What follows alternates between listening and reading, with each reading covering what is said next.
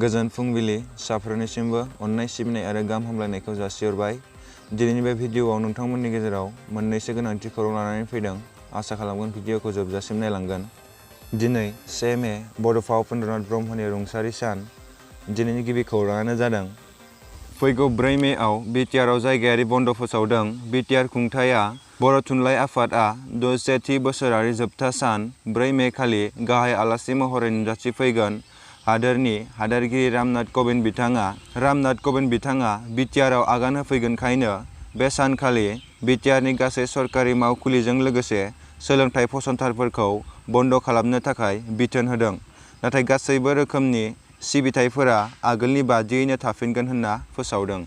बर' माहारिनि फिसा international archery गेलेगिरि प्रमिला दैमारिया 3 मेडेल देरहानो हानानै बर' हारिखौ गोग्गा होदों।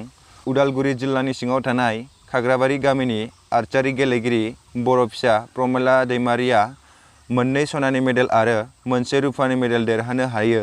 मणिपुरनि इम्फालाव खुंजानाय नर्थ इस्ट रिजनल स्पर्ट्स 2022 आव प्रमिला दैमारिया आसामनि जानानै गेलेनायाव देरहानाया ओनसोलजों लोगोसे हारिखौ जोबोद गोग्गा होदों। पेट्रल डिजेलआ बेसेन बांनायनि जाहोनाव गराय बायनानै लाबाय। बाक्सायाव पेट्रल डिजेलनि बेसेना बांनायनि जाहोनाव मटर साइकेलखौ फाननानै 15,000 रांनि मासे गराय बायनानै लाबाय। बिथाङानो जादों बाक्सा जिल्लानि सिङाव थानाय सालबारि महकुमानि शैलेन बसुमतारी। मोनसे जोबोद दुखुनांथाव खौरां। मानगोनां दयालु नार्जारी बिथाङा थांनाय माखासे सम सिगांनिफ्रायनो गल ब्लाडाराव बेराम जानानै रांखावरिनि आंखालाव गोग्लैसोनानै दङ। दुखुनांथाव बाथ्राया बेनोदि डक्टरा बुंदों माखासे दिनफोरनि उनाव अपारेशननि थाखाय गुवाहाटीआव लांनो आरो मोनथिनाय बादिब्ला डक्टरा बुंबावदों बे अपारेशनआव मिनिमाम 3-4 लाखसो थांगोन होननानै। नाथाय हावरिया नखर थाइसेबो फैसा थाखा गैया।